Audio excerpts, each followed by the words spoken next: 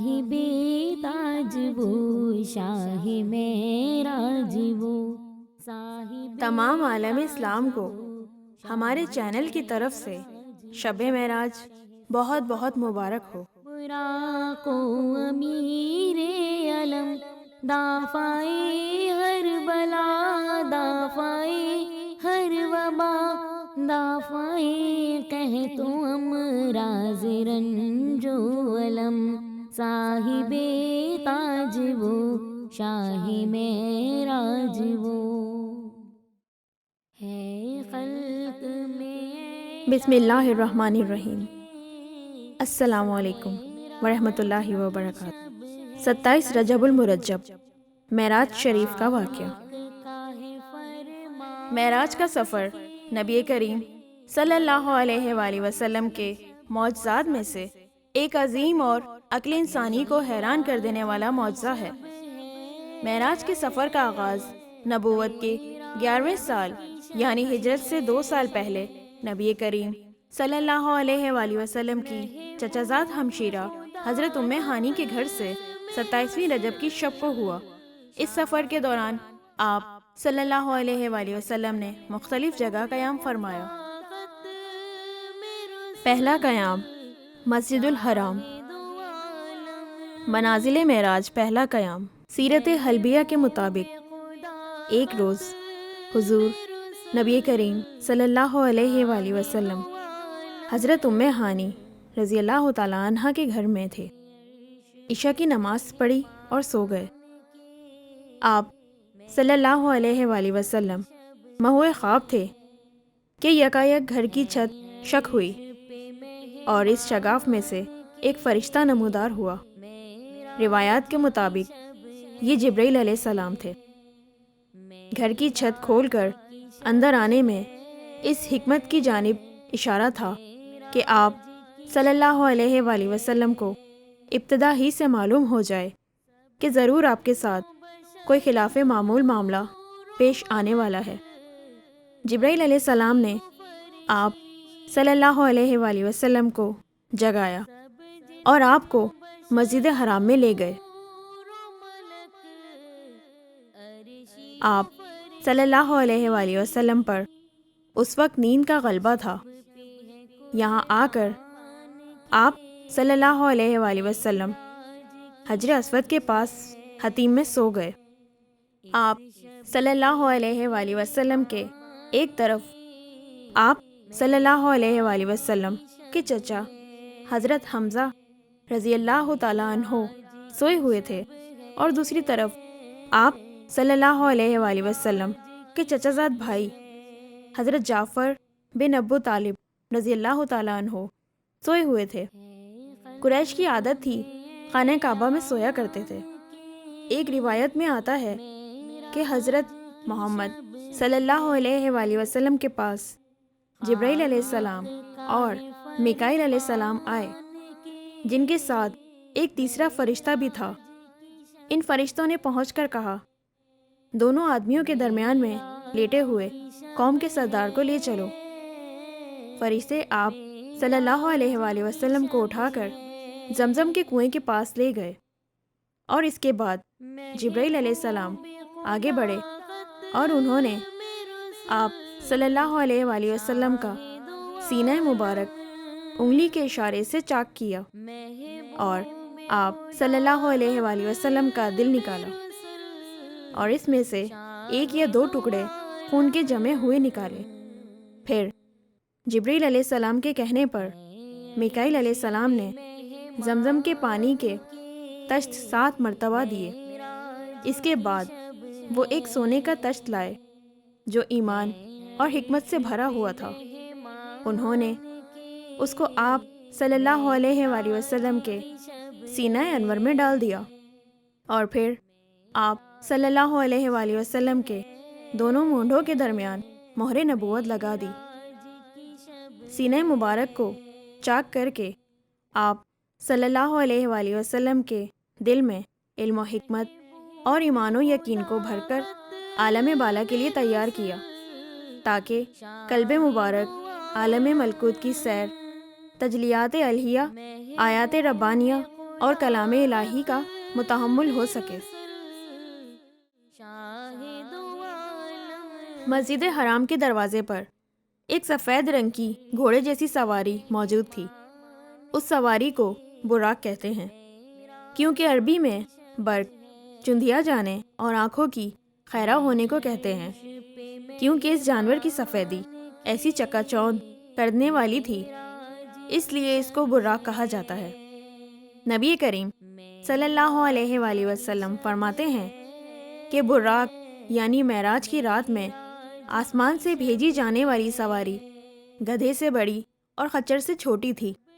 اس کے کان لمبے لمبے تھے، اس پر زین کسی ہوئی تھی اور لگام پڑی ہوئی تھی۔ میں اس سواری پر سوار ہو گیا۔ اس کے دوڑنے کی رفتار اتنی تیز تھی کہ اس کا ہر قدم حد نگاہ پر پڑتا تھا، یعنی ایک ایک قدم اتنی دور پڑتا تھا جہاں تک آدمی کی نظر دیکھ سکتی تھی۔ جب وہ بلندی سے نیچے کی طرف اترتا تھا تو اس کی اگلی ٹانگیں لمبی ہو جاتی تھیں اور پچھلی ٹانگیں چھوٹی ہو جاتی تھیں، اور جب نیچے سے اوپر کی طرف دوڑتا تھا تو اس کی پچھلی ٹانگیں لمبی ہو جاتی تھیں اور اگلی ٹانگیں چھوٹی ہو جاتی تھیں۔ ایک روایت میں ہے کہ اس جانور یعنی براق کی رانوں میں 2 پر یعنی اڑنے والے بازو لگے ہوئے تھے، جن سے وہ اپنی پچھلی ٹانگوں کو تیزی کے ساتھ آگے دھکیلتا تھا۔ جب آپ صلی اللہ علیہ وآلہ وسلم براق پر سوار ہوئے تو وہ مستی میں آ گیا اور شوخی کرنے لگا۔ جبرائیل علیہ السلام نے اس کو بدکتے دیکھ کر اس کے بالوں پر ہاتھ پھیرا اور کہا، اے براق، تجھے اپنی حرکت پر شرم نہیں آتی؟ اللہ کی قسم، تجھ پر سوار ہونے والوں میں محمد صلی اللہ علیہ وآلہ وسلم سے بڑھ کر اللہ کے نزدیک معزز کوئی نہیں ہے۔ یہ سن کر براق نادم ہوا۔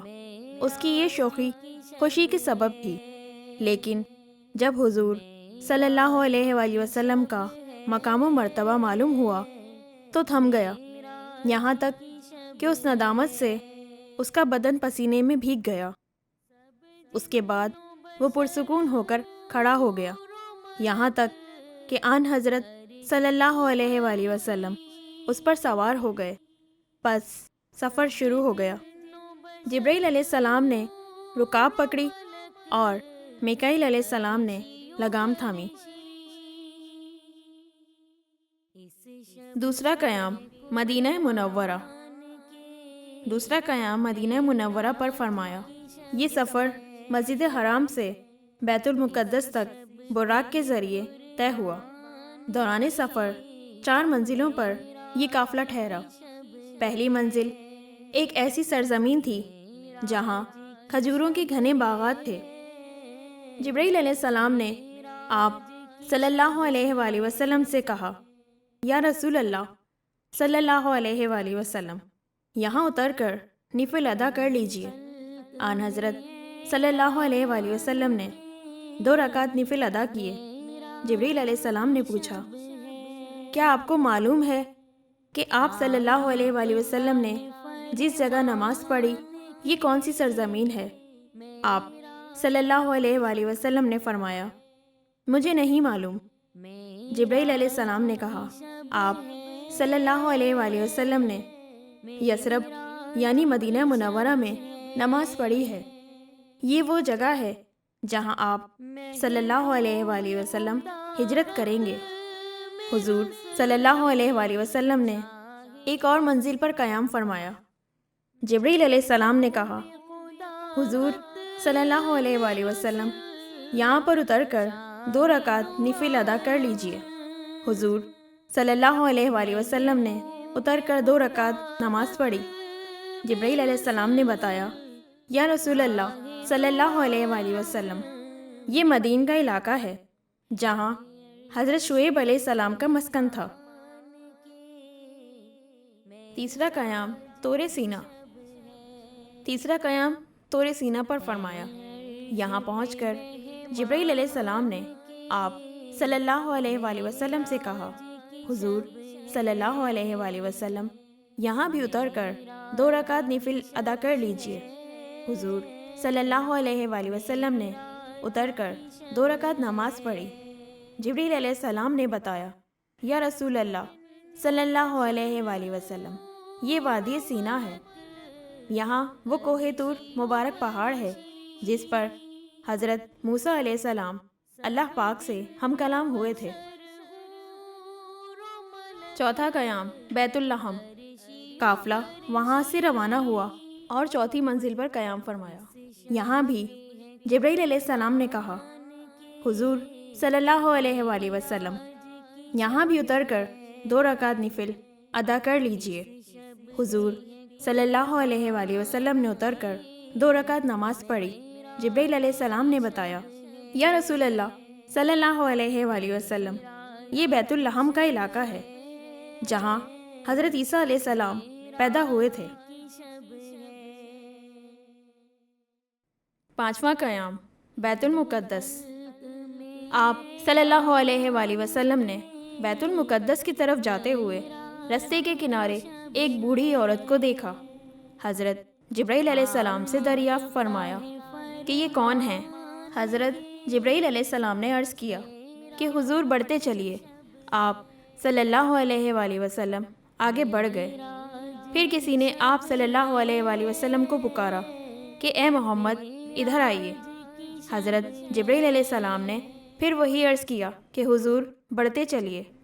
غرض اس شان کے ساتھ آپ صلی اللہ علیہ وآلہ وسلم بیت المقدس پہنچے اور براق سے نیچے اترے۔ یہاں پہنچ کر جبرائیل علیہ السلام نے اپنی انگلی سے سوراخ کر کے براق کو بیت المقدس میں ایک چٹان پر اس حلقے سے باندھ دیا جس سے انبیاء علیہ السلام اپنی سواریوں کو باندھا کرتے تھے۔ بیت المقدس پہنچنے کے بعد حضرت جبرائیل علیہ السلام نے عرض کیا کہ وہ بڑھیا جسے آپ صلی اللہ علیہ وآلہ وسلم نے راستے کے کنارے میں ملاحظہ فرمایا تھا وہ دنیا تھی۔ اس کی صرف اتنی عمر باقی رہ گئی تھی جتنی اس بڑھیا کی ہے۔ جس نے آپ صلی اللہ علیہ وآلہ وسلم کو اپنی طرف مائل کرنا چاہا تھا وہ اللہ کا دشمن ابلیس تھا۔ وہ چاہتا تھا کہ آپ صلی اللہ علیہ وآلہ وسلم اس کی طرف مائل ہو جائیں۔ سیرت حلبیہ کے مطابق جب رسول اللہ صلی اللہ علیہ وآلہ وسلم بیت المقدس میں اس مقام پر پہنچے جس کو باب محمد صلی اللہ علیہ وآلہ وسلم کہتے ہیں، جب جبرائیل علیہ السلام بیت المقدس میں داخل ہوئے تو آپ صلی اللہ علیہ وآلہ وسلم کی تشریف آوری سے پہلے ہی تمام انبیاء کرام علیہ السلام استقبال کے لیے آپ صلی اللہ علیہ وآلہ وسلم کے انتظار میں تھے۔ اللہ تعالیٰ نے تمام انبیاء و مرسلین کو پہلے سے مسجد اقصیٰ میں بھیج دیا کہ جاؤ، میرا محبوب مسجد اقصیٰ سے ہوتا ہوا میرے پاس آ رہا ہے، سب مل کر میرے محبوب کا استقبال کرو۔ روایتوں میں ہے کہ پھر ایک مؤذن نے اذان دی، اس کے بعد تکبیر کہی گئی۔ آپ سب منتظر تھے کہ نماز کون پڑھائے، جماعت انبیاء علیہ السلام کی امامت کون کرے۔ انبیاء علیہ السلام کے ساتھ بعض فرشتے بھی مقتدی تھے۔ حضور صلی اللہ علیہ وآلہ وسلم ارشاد فرماتے ہیں کہ جبریل امین نے میرا ہاتھ پکڑ کر مجھے امامت کے لیے آگے بڑھایا۔ میں نے سب کو نماز پڑھائی۔ نماز سے فراغت کے بعد جبریل امین نے کہا کہ کیا آپ صلی اللہ علیہ وآلہ وسلم کو معلوم ہے کہ آپ صلی اللہ علیہ وآلہ وسلم نے کن لوگوں کو نماز پڑھائی؟ آپ صلی اللہ علیہ وآلہ وسلم نے کہا، نہیں معلوم۔ جبریل امین نے کہا، جتنے انبیاء مبعوث ہوئے ہیں سب نے آپ صلی اللہ علیہ وآلہ وسلم کے پیچھے نماز پڑھی۔ تفسیر ابن کثیر کے مطابق آپ صلی اللہ علیہ وآلہ وسلم کی آمد پر فرشتے بھی آسمان سے اترے تھے۔ حضور صلی اللہ علیہ وآلہ وسلم نے انبیاء اور ملائکہ سب کی امامت کروائی۔ جب نماز پوری ہو گئی تو فرشتوں نے کہا کہ جبریل علیہ السلام، یہ تمہارے ساتھ عظیم ہستی کون ہے؟ جبریل امین نے کہا، یہ محمد رسول اللہ صلی اللہ علیہ وآلہ وسلم ہے جو خاتم النبیین ہیں۔ فرشتوں نے پوچھا، کیا ان کے پاس بلانے کا کوئی پیغام بھیجا گیا تھا؟ جبریل علیہ السلام نے کہا، ہاں۔ تو فرشتوں نے کہا، اللہ ان پر سلام نازل کرے کہ بہترین بھائی اور بہت ہی اچھے خلیفہ ہیں اور بہت اچھائی اور عزت سے آئے ہیں، اور ان کا آنا مبارک ہو۔ پھر تمام انبیاء علیہ السلام کی ارواح سے ملاقات فرمائی۔ سب نے آپ صلی اللہ علیہ وآلہ وسلم کی آمد پر اللہ تعالیٰ کی حمد و ثنا بیان کی اور استقبالیہ تقریریں کی۔ سب سے پہلے اللہ کے خلیل حضرت سیدنا ابراہیم علیہ السلام نے ارشاد فرمایا، تمام تعریفیں اس اللہ جل جلالہ کی ہیں جس نے مجھے اپنا خلیل بنایا اور مجھے ملک عظیم عطا فرمایا، اور مجھے امام و پیشوا بنایا جس کی اقتدا کی جائے، اور مجھے آگ سے بچایا اور اس کو میرے حق میں ٹھنڈک والی اور سلامتی والی بنایا۔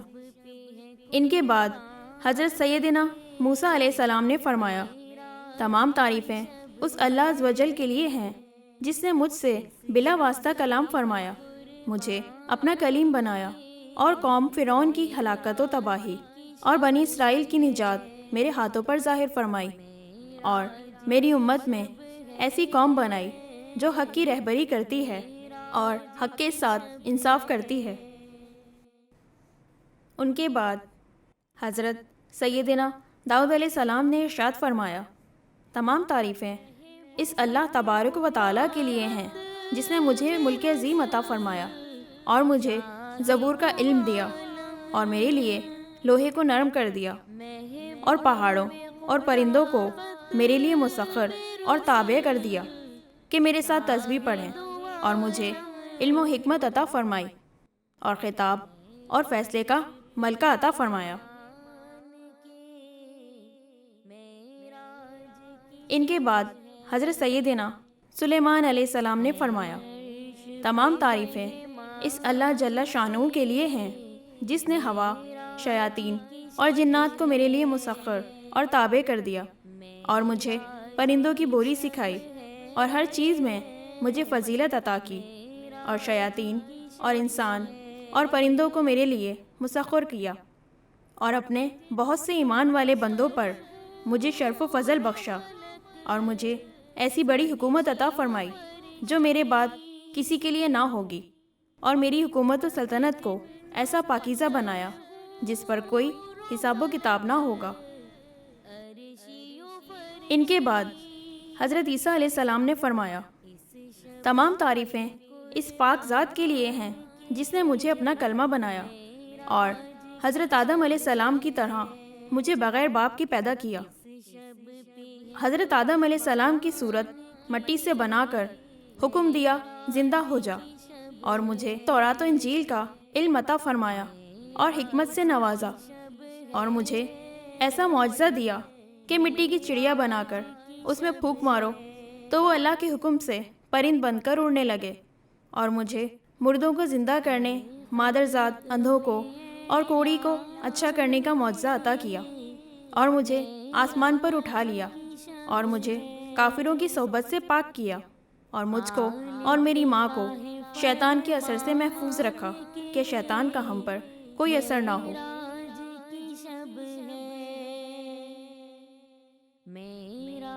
ان سب حضرات کے بعد اللہ کے حبیب امام الانبیاء صاحب معراج صلی اللہ علیہ وآلہ وسلم نے خطبہ ارشاد فرمایا۔ خطبے کے بعد حضرت محمد صلی اللہ علیہ وآلہ وسلم نے اپنے رب کی حمد و ثنا بیان فرمائی۔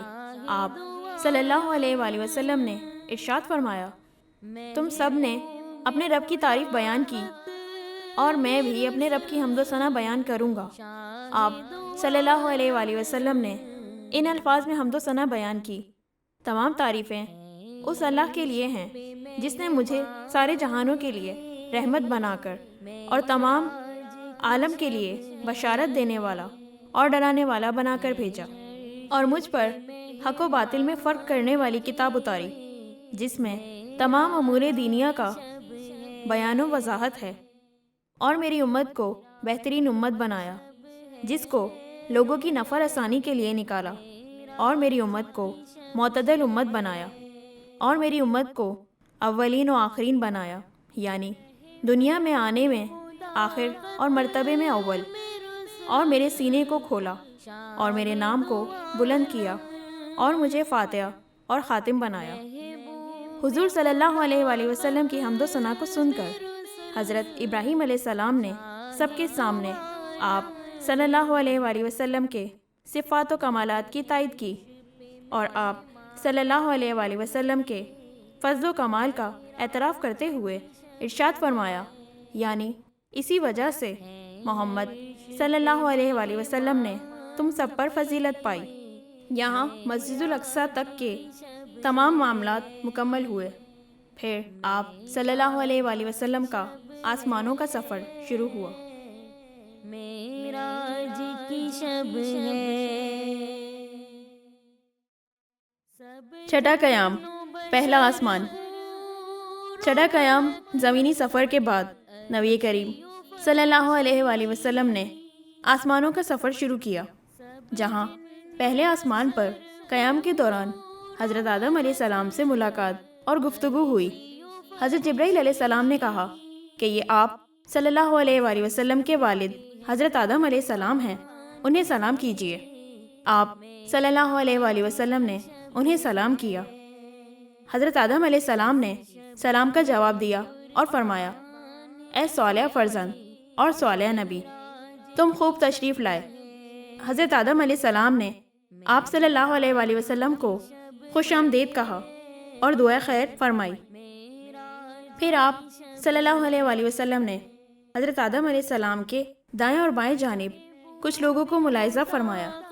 جب حضرت آدم علیہ السلام اپنی دائیں جانب دیکھتے تو ہنس پڑتے اور بائیں جانب دیکھتے تو رو پڑتے۔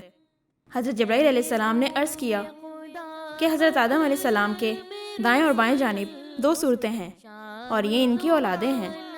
دائیں جانب والے جنتی ہیں اور بائیں جانب والے جہنمی ہیں۔ ساتواں قیام، دوسرا آسمان۔ ساتواں قیام دوسرے آسمان پر حضرت یحییٰ علیہ السلام اور حضرت عیسیٰ علیہ السلام سے ملاقات فرمائی، جو آپس میں خالہ زاد بھائی بھی ہیں۔ جبرائیل علیہ السلام نے کہا، انہیں سلام کیجیے۔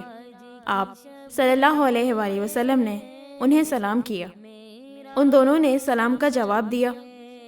پھر انہوں نے آپ صلی اللہ علیہ وآلہ وسلم کو خوش آمدید کہا اور دعائے خیر کی۔ آٹھواں قیام، تیسرا آسمان۔ آٹھواں قیام تیسرے آسمان پر حضرت یوسف علیہ السلام سے ملاقات فرمائی۔ جبرائیل علیہ السلام نے کہا، انہیں سلام کیجیے۔ آپ صلی اللہ علیہ وآلہ وسلم نے انہیں سلام کیا۔ حضرت یوسف علیہ السلام نے سلام کا جواب دیا اور آپ صلی اللہ علیہ وآلہ وسلم کو خوش آمدید کہا اور دعائے خیر کی۔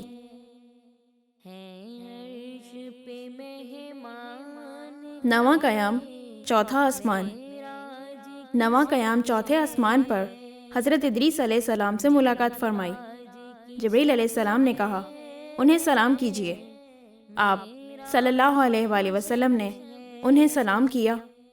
حضرت ادریس علیہ السلام نے سلام کا جواب دیا اور کہا کہ مرحبا اے نبی، اے صالح، یعنی خوش آمدید صالح بھائی اور صالح نبی۔ انہوں نے آپ صلی اللہ علیہ وآلہ وسلم کو خوش آمدید کہا اور دعائے خیر کی۔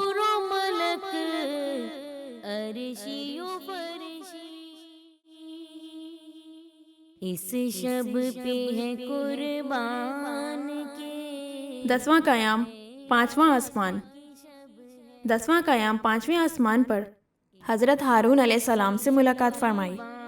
جبریل علیہ السلام نے کہا، انہیں سلام کیجیے۔ آپ صلی اللہ علیہ وآلہ وسلم نے انہیں سلام کیا۔ حضرت ہارون علیہ السلام نے سلام کا جواب دیا اور آپ صلی اللہ علیہ وآلہ وسلم کو خوش آمدید کہا اور دعائے خیر کی۔ ہے خلق میں اعلان کے۔ گیارہواں قیام، چھٹا آسمان۔ گیارہواں قیام چھٹے آسمان پر حضرت موسیٰ کلیم اللہ علیہ السلام سے ملاقات فرمائی۔ جبریل علیہ السلام نے کہا، انہیں سلام کیجیے۔ آپ صلی اللہ علیہ وآلہ وسلم نے انہیں سلام کیا۔ حضرت موسیٰ کلیم اللہ علیہ السلام نے سلام کا جواب دیا اور آپ صلی اللہ علیہ وآلہ وسلم کو خوش آمدید کہا اور دعائے خیر کی۔ جب آپ صلی اللہ علیہ وآلہ وسلم وہاں سے آگے بڑھے تو حضرت موسیٰ علیہ السلام رونے لگے۔ ان سے پوچھا گیا کہ کس چیز نے آپ کو رلایا ہے؟ حضرت موسیٰ کلیم اللہ علیہ السلام نے فرمایا کہ ایک فرزند میرے بعد نبی بنائے گئے ہیں، ان کی امت میری امت سے زیادہ جنت میں جائے گی۔ عرش پہ مہمان کے 12واں قیام، 7واں آسمان۔ 12واں قیام 7ویں آسمان پر فرمایا۔ یہاں حضرت ابراہیم خلیل اللہ علیہ السلام بیت المعمور یعنی فرشتوں کے قبلے جو عین کعبہ کے اوپر ہے ٹیک لگائے تشریف فرما تھے۔ حضرت جبرائیل علیہ السلام نے آپ صلی اللہ علیہ وآلہ وسلم سے عرض کیا، یہ آپ صلی اللہ علیہ وآلہ وسلم کے والد ہیں، انہیں سلام کہیے۔ آپ صلی اللہ علیہ وآلہ وسلم نے انہیں سلام کیا۔ حضرت ابراہیم علیہ السلام نے سلام کا جواب دیا۔ آپ صلی اللہ علیہ وآلہ وسلم نے ہر آسمان پر جن جن انبیاء علیہ السلام سے ملاقات فرمائی، ان سب نے آپ صلی اللہ علیہ وآلہ وسلم کو مرحبا کہہ کر خوش آمدید کہا۔ عرش پہ مہمان کے 13واں قیام، سدرۃ المنتہا۔ 13واں قیام میں آپ صلی اللہ علیہ وآلہ وسلم سدرۃ المنتہا کے پاس تشریف لائے۔ یہ ایک نورانی بیری کا درخت ہے جس کے پھل مقام ہجر کے مٹکوں کی طرح بڑے بڑے اور پتے ہاتھی کے کانوں کی طرح ہیں، جس کی جڑ چھٹے آسمان پر اور شاخیں 7ویں آسمان کے اوپر ہیں۔ جب اسے اللہ کا حکم پہنچتا ہے تو وہ متغیر ہو جاتا ہے۔ اللہ کی مخلوق میں ایسا ایک بھی نہیں جو اس کے حسن کی تعریف کر سکے۔ جبرائیل علیہ السلام نے آپ صلی اللہ علیہ وآلہ وسلم سے کہا کہ یہ سدرۃ المنتہا ہے جو کہ میری آخری حد ہے۔ یہاں 4 نہریں ہیں، 2 نہریں خفیہ ہیں اور 2 نہریں ظاہر ہیں۔ آپ صلی اللہ علیہ وآلہ وسلم نے پوچھا کہ اے جبریل یہ کیا ہے؟ تو جبریل علیہ السلام نے عرض کیا کہ خفیہ نہر جنت کی 2 نہریں ہیں اور ظاہری نہر نیل اور فرات ہیں۔ پھر آپ صلی اللہ علیہ وآلہ وسلم کے سامنے بیت المعمور کو لایا گیا۔ اس وقت آن حضرت صلی اللہ علیہ وآلہ وسلم کو سخت پیاس محسوس ہوئی۔ جبریل علیہ السلام آپ صلی اللہ علیہ وآلہ وسلم کے پاس 2 برتن لے کر آئے، ایک میں شراب تھی اور دوسرے میں دودھ۔ آپ صلی اللہ علیہ وآلہ وسلم نے دودھ پسند کیا۔ جبریل علیہ السلام نے عرض کی، آپ صلی اللہ علیہ وآلہ وسلم نے فطرت کو اختیار کیا۔ آپ صلی اللہ علیہ وآلہ وسلم نے دودھ پیا اور شراب کو چھوڑ دیا۔ اگر آپ صلی اللہ علیہ وآلہ وسلم شراب کا انتخاب کر لیتے تو آپ صلی اللہ علیہ وآلہ وسلم کی امت مرتد ہو جاتی اور نشے میں ڈوب جاتی۔ اس کے بعد آپ صلی اللہ علیہ وآلہ وسلم براق پر سوار ہوئے تو اس حجاب کے پاس آئے جو اللہ کریم کے قرب و خاص میں سے ہے۔ اچانک اس حجاب میں سے ایک فرشتہ نکلا۔ نبی کریم صلی اللہ علیہ وآلہ وسلم نے حضرت جبرائیل علیہ السلام سے فرمایا کہ یہ کون ہے؟ حضرت جبرائیل علیہ السلام نے عرض کیا کہ اس ذات کی قسم جس نے آپ صلی اللہ علیہ وآلہ وسلم کو حق کے ساتھ مبعوث فرمایا، بطور مقام میں تمام مخلوق میں سب سے زیادہ قریب ہوں، لیکن اس فرشتے کو میں نے اپنی تخلیق سے لے کر اب تک کبھی نہیں دیکھا۔ یوں آپ صلی اللہ علیہ وآلہ وسلم سفر کو جاری رکھتے ہوئے ایک مقام سے دوسرے مقام تک اور ایک حجاب سے دوسرے حجاب تک چلتے گئے، حتیٰ کہ ایک ایسے مقام پر پہنچے جہاں حضرت جبرائیل علیہ السلام رک گئے۔ آپ صلی اللہ علیہ وآلہ وسلم نے ارشاد فرمایا، جبرائیل علیہ السلام مجھ سے الگ نہ ہو۔ جبرائیل علیہ السلام نے عرض کیا کہ اے میرے آقا، میری رسائی بس ایک معلوم مقام تک ہے، میں اگر ایک بال برابر بھی آگے جاؤں گا تو جل جاؤں گا۔ اس رات تو میں آپ صلی اللہ علیہ وآلہ وسلم کے احترام کی وجہ سے یہاں تک پہنچا، ورنہ میرا آخری ٹھکانہ سدرۃ المنتہا ہے۔ لیکن شب معراج نبی کریم صلی اللہ علیہ وآلہ وسلم کے صدقے جبرائیل علیہ السلام کو سدرۃ المنتہا سے آگے جانے کی اجازت مل گئی۔ حضرت جبرائیل علیہ السلام کے رکنے کے بعد نبی کریم صلی اللہ علیہ وآلہ وسلم اندھیرے والے حجابات سے گزرتے گئے، حتیٰ کہ 70,000 ایسے موٹے حجابات سے بھی تجاوز کر گئے جن میں سے ہر ایک کی طوالت 500 سال کے برابر تھی اور ہر حجاب کے درمیان 500 سال کا فاصلہ تھا۔ تو ایک مقام پر براق بھی رک گیا۔ پھر آگے کا سفر آپ صلی اللہ علیہ وآلہ وسلم نے اکیلے طے فرمایا۔ شاہد عالم 14واں قیام مقام مستوی۔ 14واں قیام سدرۃ المنتہا کے بعد آپ صلی اللہ علیہ وآلہ وسلم آگے بڑھے اور مقام مستوی پر قیام فرمایا۔ یہاں آپ صلی اللہ علیہ وآلہ وسلم نے کلموں کی چڑچڑاہٹ سماعت فرمائی۔ یہ وہ قلم تھے جن سے فرشتے روزانہ کے احکام الہیہ لکھتے ہیں اور لوح محفوظ سے 1 سال کے واقعات الگ الگ رجسٹر میں لکھتے ہیں، اور پھر یہ صحیفے شعبان کی 15ویں شب متعلقہ حکام فرشتوں کے حوالے کر دیے جاتے ہیں۔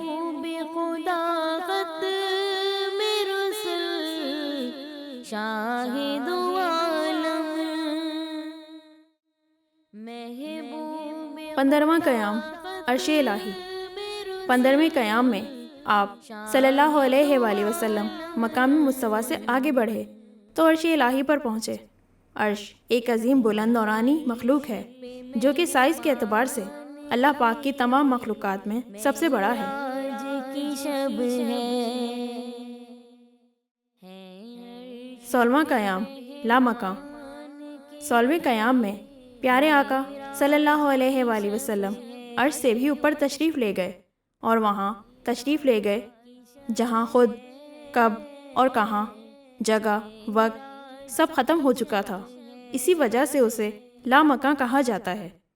یہاں قیام کے دوران اللہ پاک نے اپنے پیارے محبوب محمد صلی اللہ علیہ وآلہ وسلم کو وہ قرب خاص عطا فرمایا جو نہ کسی کو ملا نہ ملے گا۔ نبی کریم صلی اللہ علیہ وآلہ وسلم نے بیداری کی حالت میں سر کی آنکھوں سے بلا واسطہ اللہ پاک کا دیدار کیا اور کلام کا شرف بھی حاصل کیا۔ یہاں اللہ پاک نے اپنے محبوب کو کیا عطا فرمایا یہ تو دینے اور لینے والا جانے، لیکن مختصراً طور پر اتنا کہا جا سکتا ہے کہ دین و دنیا کی جسمانی و روحانی، ظاہر و باطنی نعمتیں اور علوم و معارف جو کچھ بھی اللہ عز و جل اپنے پیارے محبوب محمد صلی اللہ علیہ وآلہ وسلم کو عطا فرمانا چاہا تھا وہ سب کچھ عطا فرمایا۔ یہیں پر امت کے لیے اہم ترین تحفہ نماز عطا فرمایا۔ اس کے بعد واپسی کا سفر شروع ہوا۔ ملک عرشی و فرشی واپسی کا سفر۔ نبی کریم صلی اللہ علیہ وآلہ وسلم نے فرمایا، پس اللہ تعالیٰ نے میری امت پر 50 وقت کی نمازیں فرض کی۔ آپ صلی اللہ علیہ وآلہ وسلم یہ حکم لے کر واپس لوٹے تو حضرت موسیٰ علیہ السلام تک پہنچے تو انہوں نے پوچھا کہ آپ صلی اللہ علیہ وآلہ وسلم کی امت پر اللہ تعالیٰ نے کیا فرض کیا ہے؟ آپ صلی اللہ علیہ وآلہ وسلم نے کہا کہ 50 وقت کی نمازیں فرض کی ہیں۔ حضرت موسیٰ علیہ السلام نے فرمایا، آپ صلی اللہ علیہ وآلہ وسلم واپس اپنے رب کی بارگاہ میں جائیے، کیونکہ آپ صلی اللہ علیہ وآلہ وسلم کی امت اتنی نمازوں کو ادا کرنے کی طاقت نہیں رکھتی ہے۔ آپ صلی اللہ علیہ وآلہ وسلم واپس رب العزت کی بارگاہ میں گئے تو اللہ تعالیٰ نے اس میں سے ایک حصہ کم کر دیا۔ پھر آپ صلی اللہ علیہ وآلہ وسلم حضرت موسیٰ علیہ السلام کے پاس آئے اور کہا کہ ایک حصہ کم کر دیا گیا ہے۔ حضرت موسیٰ علیہ السلام نے فرمایا کہ دوبارہ جائیے، کیونکہ آپ صلی اللہ علیہ وآلہ وسلم کی امت اس کے برداشت کی بھی طاقت نہیں رکھتی ہے۔ پھر آپ صلی اللہ علیہ وآلہ وسلم بارگاہ رب العزت میں حاضر ہوئے۔ اللہ تعالیٰ نے پھر ایک حصہ کم کر دیا۔ پھر آپ صلی اللہ علیہ وآلہ وسلم حضرت موسیٰ علیہ السلام کے پاس پہنچے تو حضرت موسیٰ علیہ السلام نے فرمایا کہ آپ صلی اللہ علیہ وآلہ وسلم اپنے رب کی بارگاہ میں پھر جائیے، کیونکہ آپ صلی اللہ علیہ وآلہ وسلم کی امت اس کو بھی برداشت نہ کر سکے گی۔ پھر آپ صلی اللہ علیہ وآلہ وسلم بار بار آئے اور گئے۔ پھر اللہ تعالیٰ نے 5 نمازیں فرض کر دیں اور اللہ تعالیٰ نے فرمایا یہ نمازیں عمل میں 5 ہیں اور ثواب میں 50 کے برابر ہیں، اور میری بات بدلی نہیں جاتی۔ آپ صلی اللہ علیہ وآلہ وسلم حضرت موسیٰ علیہ السلام کے پاس آئے تو حضرت موسیٰ علیہ السلام نے پھر کہا کہ آپ صلی اللہ علیہ وآلہ وسلم اپنے رب کے پاس واپس جائیے، لیکن آپ صلی اللہ علیہ وآلہ وسلم نے کہا مجھے اب اپنے رب سے شرم آتی ہے۔ پھر حضرت جبرائیل علیہ السلام آپ صلی اللہ علیہ وآلہ وسلم کو سدرۃ المنتہا تک لے گئے اور آپ صلی اللہ علیہ وآلہ وسلم کے ساتھ رہے۔ چنانچہ حضرت جبرائیل علیہ السلام نے عرض کیا کہ یا رسول اللہ صلی اللہ علیہ وآلہ وسلم، بے شک آپ صلی اللہ علیہ وآلہ وسلم اللہ کی مخلوق میں سے سب سے بہتر اور اس کے چنے ہوئے ہیں۔ اللہ پاک نے آپ صلی اللہ علیہ وآلہ وسلم کو اس رات وہ بلند و مقام و مرتبہ عطا فرمایا جہاں تک مخلوق میں سے نہ کوئی مقرب فرشتہ پہنچا اور نہ ہی کوئی نبی، بس یہ عزت آپ صلی اللہ علیہ وآلہ وسلم کے لیے ہی ہے۔ اس کے بعد حضرت جبرائیل علیہ السلام نے آپ صلی اللہ علیہ وآلہ وسلم کو جنت و دوزخ کی سیر کرائی، ان کے مناظر آپ صلی اللہ علیہ وآلہ وسلم کو دکھائے۔ جب آپ صلی اللہ علیہ وآلہ وسلم جنت میں داخل ہوئے تو جبرائیل علیہ السلام نے کہا اے محمد صلی اللہ علیہ وآلہ وسلم، کیا آپ صلی اللہ علیہ وآلہ وسلم نے اپنے رب سے درخواست کی تھی کہ آپ صلی اللہ علیہ وآلہ وسلم کو حورین دکھائے؟ آپ صلی اللہ علیہ وآلہ وسلم نے فرمایا ہاں۔ جبرائیل علیہ السلام نے کہا ان جنتی عورتوں کی طرف جائیے اور ان کو سلام کریں۔ چنانچہ حضور صلی اللہ علیہ وآلہ وسلم نے وہاں پہنچ کر انہیں سلام کیا تو ان جنتی حوروں نے آن حضرت صلی اللہ علیہ وآلہ وسلم کے سلام کا جواب دیا۔ نبی کریم صلی اللہ علیہ وآلہ وسلم نے پوچھا تم کون ہو؟ انہوں نے کہا ہم نیک اور بہترین عورتیں ہیں اور ان پاکیزہ اور پاک دل مردوں کی بیویاں ہیں جو گناہوں کی میل کچیل اور گندگی سے پاک و صاف ہیں۔ وہ ہمیشہ جنت میں رہیں گے، کبھی جنت سے جدا نہ ہوں گے، وہ ہمیشہ زندہ رہیں گے، کبھی نہ مریں گے۔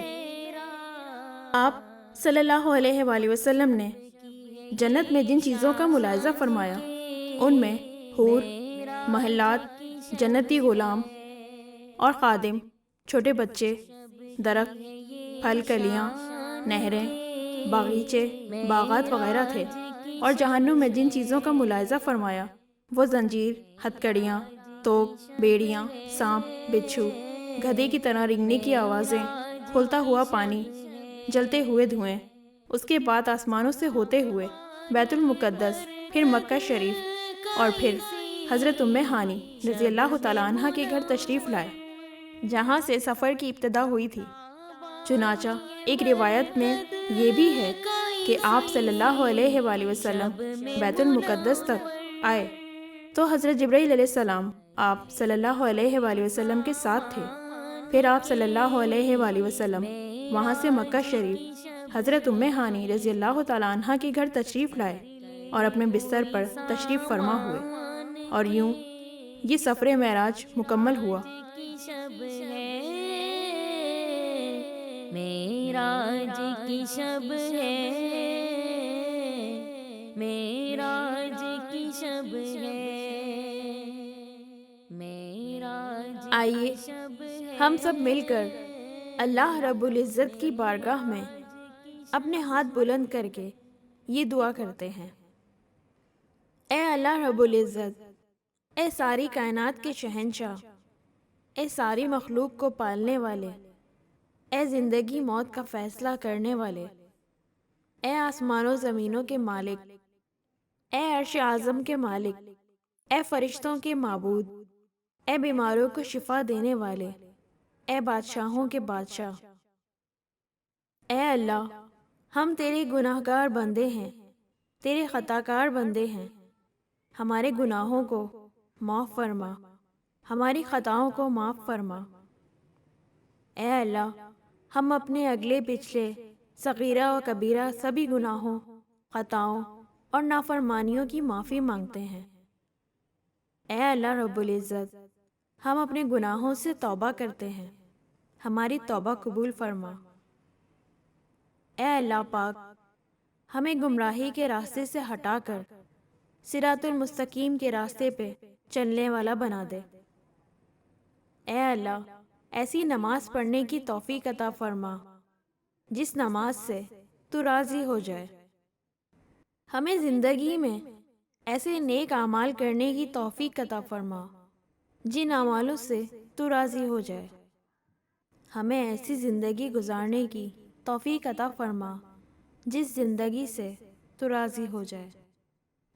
اے اللہ، ہمیں ایمان پہ زندہ رکھنا اور ایمان پہ ہی موت عطا کرنا۔ اے اللہ، ہمیں تیرے احکام کی فرما برداری کرنے والا بنا۔ اے اللہ، تیرے پیارے حبیب جناب محمد مصطفیٰ صلی اللہ علیہ وآلہ وسلم کے نیک اور پاکیزہ آداب کو اپنانے والا بنا دے۔ اے اللہ، ہماری پریشانی کو دور فرما۔ اے اللہ، جو بیمار ہیں انہیں شفائے کاملہ عطا فرما۔ اے اللہ رب العزت، شیطان سے ہماری حفاظت فرما۔ اے اللہ، اسلام کے دشمنوں کو ہدایت عطا فرما۔ اے اللہ، ہمیں رزق حلال کمانے کی توفیق عطا فرما۔ اے پروردگار عالم، ہمیں تجھ سے مانگنا نہیں آتا لیکن تجھے دینا آتا ہے۔ اے اللہ، تو ہر چیز پر قادر ہے۔ اے اللہ، جو مانگا وہ بھی عطا فرما اور جو نہ مانگ سکے وہ بن مانگے عطا فرما۔ اے میرے پروردگار، اپنے پیارے محبوب حضرت محمد مصطفیٰ صلی اللہ علیہ وآلہ وسلم کے صدقے پوری دنیا میں جتنے بھی لوگ وفات پا چکے ہیں ان کی مغفرت فرما اور انہیں قبر کے عذاب سے بچا۔ اے اللہ، جو بیمار ہیں انہیں شفا عطا فرما اور جو پریشان ہیں ان کی پریشانیوں کو دور فرما۔ اے اللہ، ہمیں مقصد معراج کو صحیح طور پر سمجھنے کی توفیق عطا فرما اور ہمیں تحفہ معراج یعنی نماز کا پابند بنا دے۔ آمین۔